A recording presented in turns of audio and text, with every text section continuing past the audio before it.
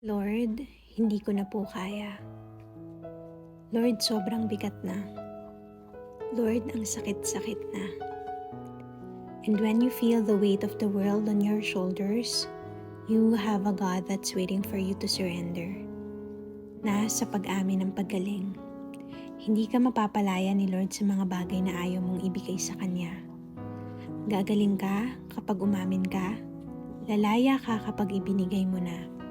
Sa mundo, kapag sumuko ka, talo ka. Pero sa Panginoon, kapag sumuko ka, lalaya ka. There's always freedom in surrender. Run to your Father and be honest about everything. No need to hide, no need to be perfect.